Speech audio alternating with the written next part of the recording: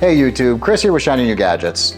Today I'm going to do a quick comparison between the Surface Pro featuring Snapdragon X Elite processor and the M4 iPad Pro. Both tablets recently came out, and if you're looking for a travel companion that can also get some work done, these might be a couple devices that are in your consideration. I've had each for a little over a week, and I have some thoughts on the pros and the cons of each, and a final recommendation on which one might be best for you based off of your use case. All right, so let's get the specs out of the way first. The Surface Pro has the Snapdragon X Elite processor. The base model does come with the Snapdragon Plus, which is just a little bit slower. The nice thing is, as you do go up into the Snapdragon X Elite, you get the beautiful OLED screen, which I would highly recommend. This one has 1 terabyte hard drive and 32 gigabytes of memory. The M4 iPad Pro, of course, has Apple's new M4 processor. This particular one has 256 gigabytes of memory and is the larger version of the two. I did purchase the keyboard for both of those, as well as the pen. The pen is actually inside of the keyboard for the Surface and sticks on the top of the iPad with a magnet. The pen and keyboard are optional for each device. They do not come with it. Although if you do want to use it as more of a productivity laptop, it's highly recommended. So let's talk a little bit about form factor. So the Surface Pro is kind of a tried and true design. They have, over the years, made the bezels smaller and the device a little bit thinner, but the kickstand has stayed, and it's kind of one of my favorite parts about the Surface. So the kickstand allows you to sort of prop the device up however you would like. The angles are pretty significant, so it can go all the way almost flat, which would be fantastic if you plan on using this for creative work like art. And then it does go up quite a few ways, so you could almost have it straight up and down. That is true even when the keyboard is not attached, which is really nice. So you can actually be able to use this as a true tablet and then kind of choose whichever angle you want to use it for. In the last week or so, I've been using a lot for like recipes in the kitchen or just watching news kind of wherever I go walk around, which is really awesome. The other thing that's a little bit unique this year about the Surface Pro is the keyboard has always been detachable, but this year it actually allows you to continue to use the keyboard even when it's not attached.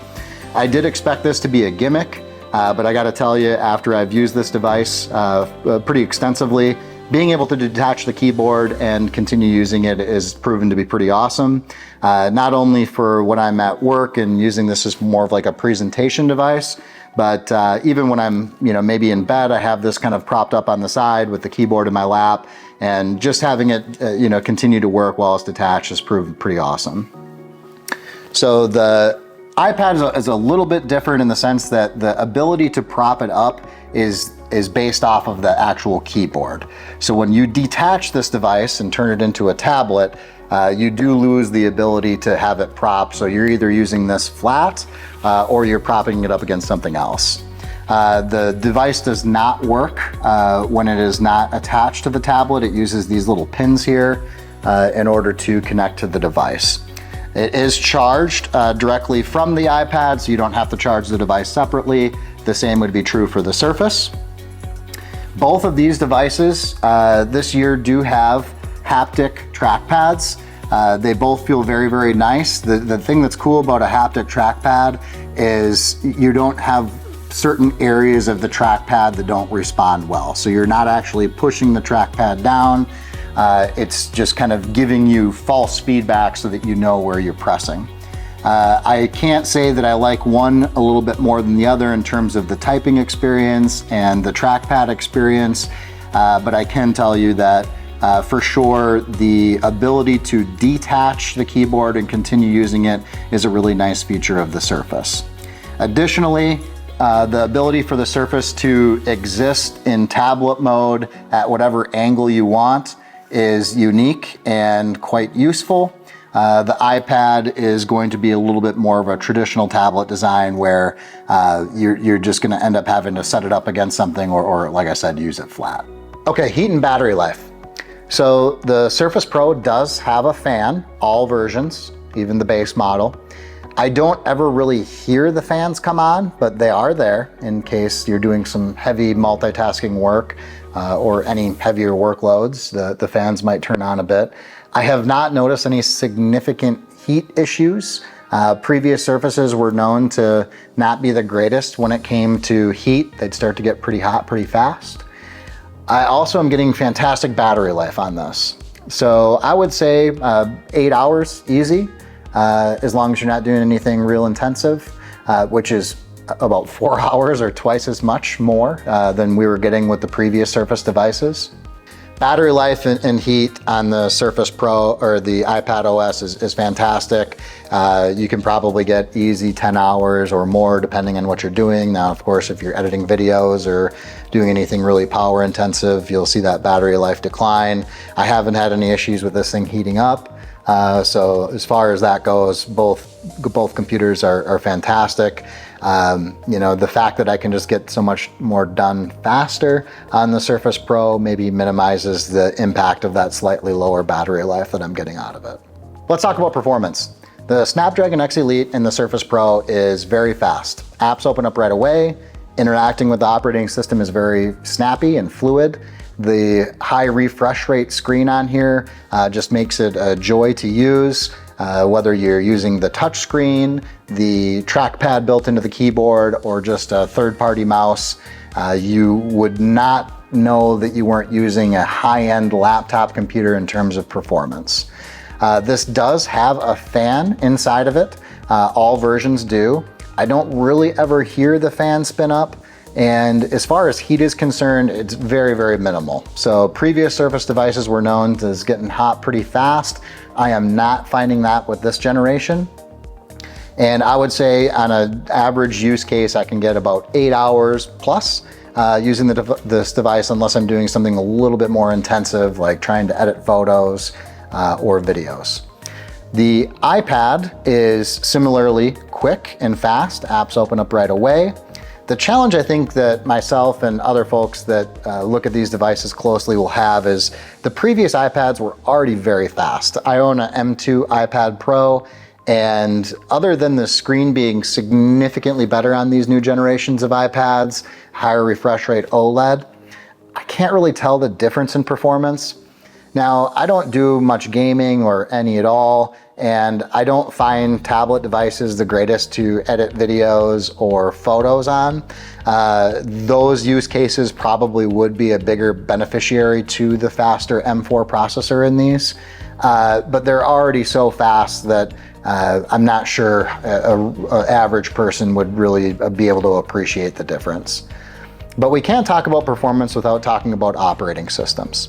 So the Surface Pro is featuring Windows 11, and for 95% of the people out there, they would never know that they were working on the Windows ARM version of Windows 11.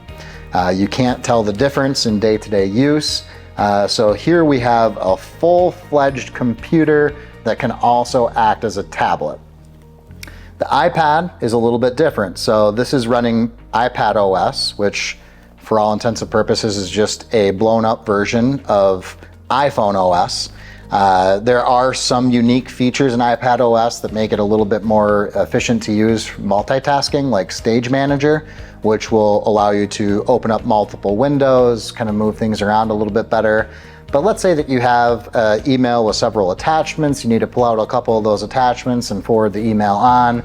I find that to be significantly easier to do on the Surface Pro, just being a Windows operating system, than I do on the iPad Pro, just because of the limitations of iPad OS.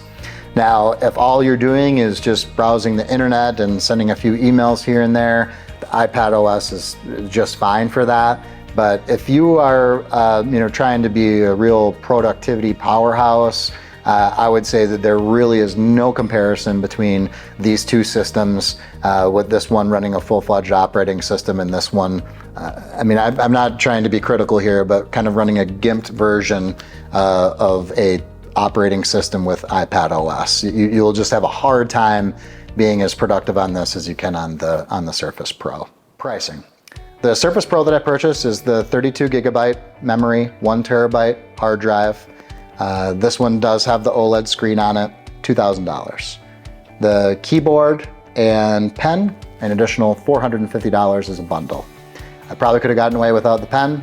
Don't plan on using it much, haven't used it much to this point. So that would have been $350 for the keyboard by itself. You can use previous generations of Surface keyboards with this device. You can get those as low as about $170 new.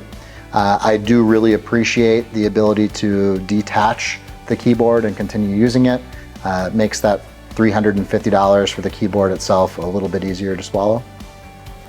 The iPad that I have here is the larger version, like I said. This has 256 gigabytes of memory and is cell capable. That costs $1,500. The keyboard is $350 and the pen is an additional $100. Final recommendations. Which one of these devices is right for you? I would say that it all depends on what you plan on using it for. If you're looking for a lightweight device that you can easily carry around with you and know for sure that no matter what you have to do, you'll be able to get it done, the Surface Pro is going to be a no-brainer. You can use this thing as a tablet, although the experience might not be quite as natural as using the iPad as a tablet itself. It is great. The OLED screen and the responsiveness of the touch screen are almost rivaling iPad quality. The operating system, Windows itself, just isn't set up quite right with being able to use it as a tablet. Now, I have found ways around that, including just scaling up the screen size pretty significantly. That'll make, say, the window close button and minimize button larger, and just generally a little bit better experience. It's very easy to do, right click and change the screen scaling. Now, if you're looking for a device that is cool and allows you to consume media on the best possible screen that's available, you don't really plan on using this as a high-end productivity machine, I would say that the iPad is fantastic. A lot of reviews that I'm seeing are saying, hey, if you already are stuck in the Mac OS ecosystem and you have an iPhone, you're gonna for sure want to go with the iPad. I don't necessarily know if that's true because the whole point of having a tablet, at least for me and what I do, is being able to still be able to get things done on it while also being able to use it as a multimedia device. And I just, for myself, struggle being as productive on the iPad as I can on the Surface. I'm not, and some of it's probably learning curve. I'm sure if I took a lot more time to learn how to maybe navigate iPad OS a little bit better, I could be more efficient with it. But just in general, I think a person would probably have a hard time arguing that they're able to get as much done on this faster than they would be on a full-fledged operating system like the Surface Pro has. Now, I'm not trying to knock iPad. I think that it's a great device. It's very fun to use. But when you're looking at things that are just so expensive, being able to actually use it for more things is important to me. And I think, at least in my use case, the Surface just checks so many more boxes than what the iPad does. So I would, again, if you're just looking for a device that's fun to use, that you can watch all your shows and movies and respond to friends and family through iMessage and have an app store and just more of like a traditional tablet experience like we all probably think about it, well, then the iPad is the way to go.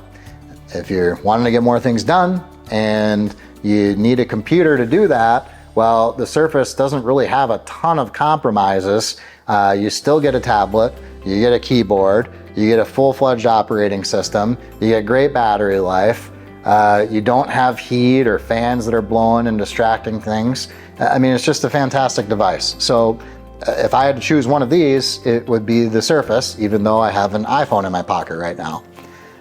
So I guess it's as simple as that, guys. Either one, fantastic device. I'm excited that the Surface has made so much more progress than previous generations that they came out with. Please feel free to ask any questions that you have in the comments. I love responding to those and seeing them. Obviously would like a like if you have a quick second to push the button. Otherwise, I'll see you guys in the next video. Thank you.